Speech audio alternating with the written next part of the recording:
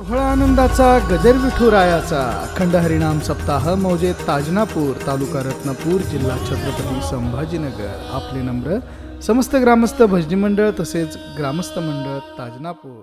भारतात जन्माला आल्याचा अभिमान वाटेल आपल्याला. लंकेमध्ये सोनं भरपूर होतं, संस्कृती नव्हती म्हणून लंका जळाली. द्वारकेत सोनं भरपूर, संस्कृती नव्हती तर द्वारका बुडाली.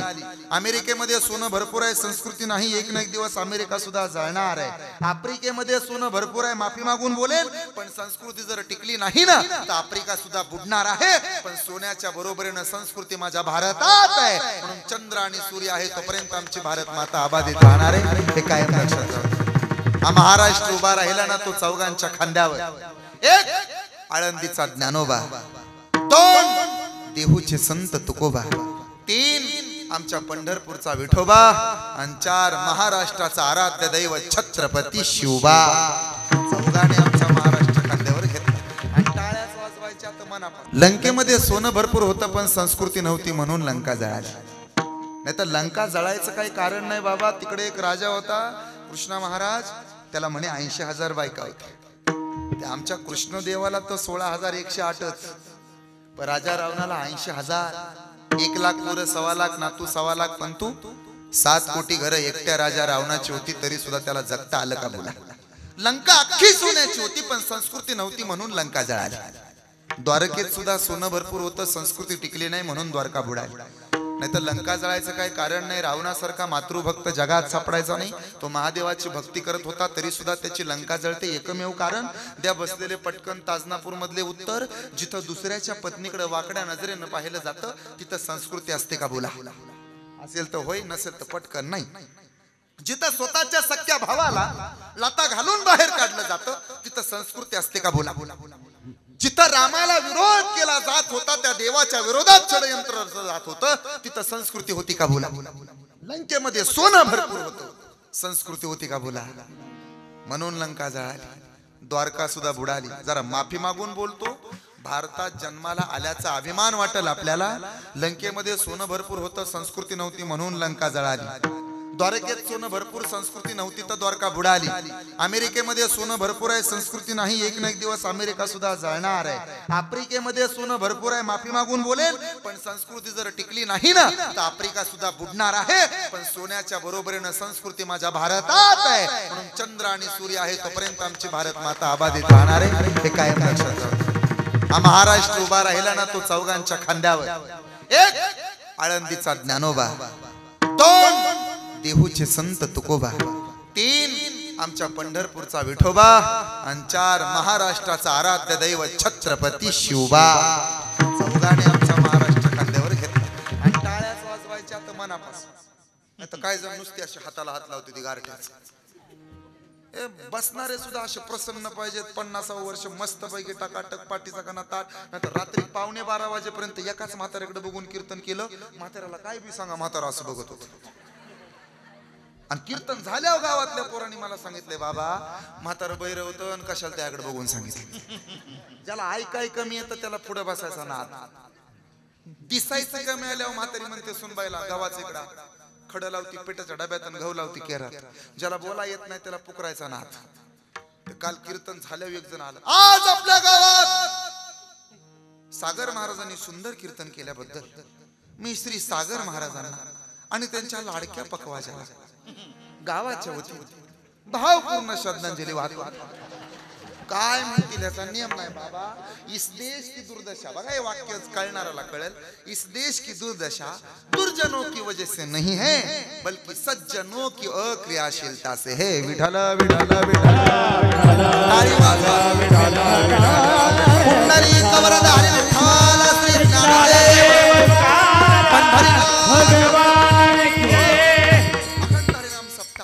व श्री ग्रंथराज ज्ञानेश्वरी पारायण सोहळा, भागवत कथा ज्ञानयज्ञ सोहळा आणि मला वाटतं वर्ष 50वे सुवर्ण महोत्सवी वर्ष आणि यातल्या दुसऱ्या दिवसाची कीर्तनरूपी सेवा संपूर्ण ग्रामस्थांच्या वतीनं, भजनी मंडळाच्या वतीनं, आयोजक प्रयोजक पाहुणे रावळे सगळ्यांच्या वतीनं माझ्याकडे आलेले हे कीर्तनरूपी वाकपुष्प आणि या कीर्तनाला उपस्थित सर्व श्रोते सज्जन मायबाप ज्यांच्या कृपेनं, असीम कृपेनं आपला भाग पुनीत पावन झालेला आहे ते परमादरणीय परमश्रद्धेय वैकुंठवासी आदरणीय नारायणजी महाराज त्याचबरोबर परमादरणीय परमश्रद्धेय ब्रह्मलीन भुजंगरावजी महाराज आणि त्याचबरोबर या गादीचा वसा वारसा चालवणारे आमच्यावर नितांत ज्यांची कृपा आहे, आम्हाला ज्यांचं मार्गदर्शन आहे आणि आम्ही ज्यांच्या असण्यानं समाधानी आहे ते परमादरणीय परमश्रद्धेय आदरणीय समाधानजी बाबा आज कीर्तनाला उपस्थित आहेत.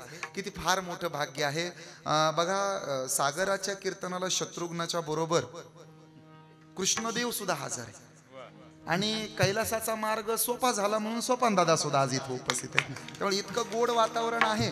पाठीमागं दोन्ही चोपदार, मला अख्ख्या मंडपातलं कोण आवडलं असेल ना तर खाली उभारलेले चोपदार आवडले. एवढं गोड ना, असं वाटतंय आल्या गेल्याची भूताखेताची नदी नाल्याची वड्याना दृष्टच काढावी एवढे गोड.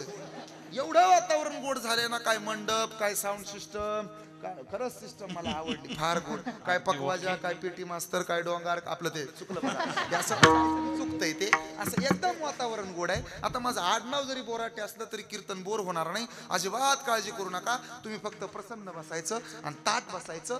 50व्या वर्षात बरोबर दुसऱ्या दिवसाची कीर्तनाची सेवा माझ्यासारख्या पामराच्या वाट्याला आली. माझ्यावरती सगळेजण प्रेम करतात. आदरणीय परमादरणीय परमश्रद्धे दीपक शेट काळे, त्याचबरोबर परमादरणीय परमश्रद्धे दत्ता भाऊ, प्रवीण भाऊ, गणेश दादा, या सगळ्यांचं माझ्यावरती नितांत प्रेम आहे. बाकी सगळ्याची नावं घेण्याचा मी मनापासून प्रयत्न करतो. बघा, सर्व संयोजक, आयोजक, नियोजक, प्रयोजक, पाहुणे, रावळे, गण, गोत, मित्र, परिवार, सर्व सामाजिक, आर्थिक, राजकीय, शैक्षणिक, आध्यात्मिक क्षेत्रातील उपस्थित मान्यवर, सर्व चित्रकार, पत्रकार, शिल्पकार, मूर्तिकार, गीतकार, कीर्तनकार, कथाकार, श्रीमद भागवत कथाकार, रती महारथी, आलेले न आलेले, आजचा दिवस आले ते, कधीच येत नसतात ते, उजेडात बसले ते, अंधारात बसले ते, पाय सोडून दिले ते, पायवर घेऊन बसले ते, वट्ट्यावरती बसले ते, कट्ट्यावरती बसले ते, अजून पाठीमागं बसले ते, कीर्तनाला लवकर येतात ते, उशिरा देतात ते, पट्टी देत असतात ते, देत नसतात ते, देणारला देऊ देत नसतात ते, टाळं घेत असतात ते, टाळं वाजवत नसतात ते, हात बांधून उभा राहतात ते, हात खाली सोडून देतात ते, पुढे आले ते, पाठीमागं आले ते, त्यांच्या पाठीमागं बसले ते, लवकर येणारे, उशिरा येणारे, सर्व सरपंच, उपसरपंच, ग्रामपंचायत सदस्य,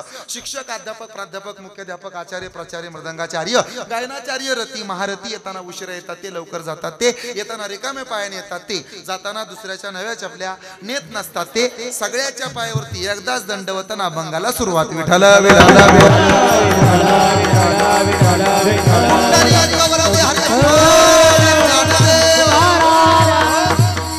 बापाच्या पाया पडावं का पोरानं बापाच्या. आता बसलेले फक्त बोलायचं, तुम्ही बोलत चाला, नाही तर आधीच गार लागते, मी गाडीत बसून घरी जाईल. हे लय गारटा पडायलाय, फक्त प्रसन्न अंतकरणानं बोलायचं.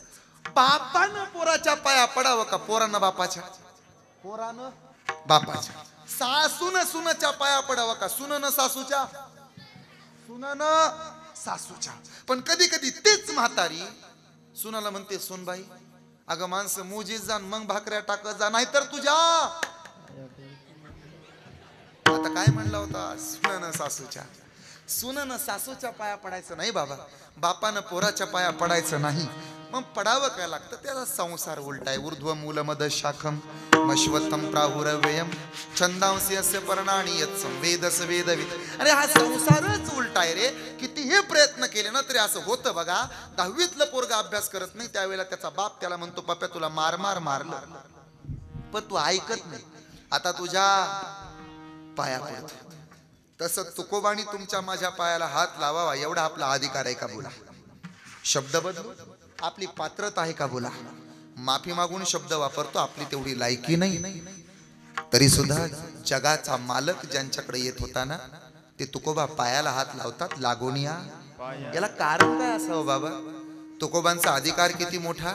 मी मागच्या टाळकऱ्यांना प्रमाण द्यायला सांगितले ना, तर एका दमात प्रमाण देतील. तुकाराम नाम घेता धन्य तुकोबा, जेने केला हा जळी दगडा सहित तारियेला जैशा, जगा काळ खाय आम्ही माथा दिला. तुका म्हणे मज कळते चणी बडबडीची वाणी अथवा, तुका म्हणे मज धाडीले मार्ग हा सोपा, आम्ही वैकुंठ आलो याची बोलिले जे उजळा वया खरा खोटा धन्य ते येथे उपकार आले घर जा. 1000 प्रमाण देतील माझे टाळकरी बांधव, पण त्याही पेक्षा तुकोबांचा अधिकार सोप्या शब्दात सांगतो. उगाच झोपतो त्याला हराम म्हणतात. वाम मार्गाने कमावलं त्याला हराम म्हणतात. मेलेला परत कधीही उठत नाही तेव्हा हे राम म्हणतात. हृदयाचं जाणतो त्याला आत्माराम म्हणतात. मित्रासारखा वागतो त्याला सखाराम म्हणतात. कायम एक पत्नी व्रत पाळलं ना त्याला सीताराम म्हणतात. अखंडपणे रामाचं दास्यत्व केलं त्यांना संत रामदास म्हणतात. आणि साक्षात देवानं सुद्धा ज्यांच्या पायाचं दर्शन घेण्याकरता वैकुंठाचा त्याग केला ना, त्या साधूला जगद्गुरु तुकाराम महाराज म्हणतात. एवढा तुकोबांचा अधिकार. एवढे मोठे तुकोबा तुमच्या माझ्या पायाला हात लावतात. कारण काय? बुडत हे जग नदी खवे डोळा. नंतर माझं असं वैयक्तिक मत आहे, बसलेले ऐका. सोहळा आनंदाचा गजर विठुरायाचा अखंड हरिनाम सप्ताह मौजे ताजनापूर तालुका रत्नापूर जिल्हा छत्रपती संभाजीनगर. आपले नम्र समस्त ग्रामस्थ भजनी मंडळ तसेच ग्रामस्थ मंडळ ताजनापूर.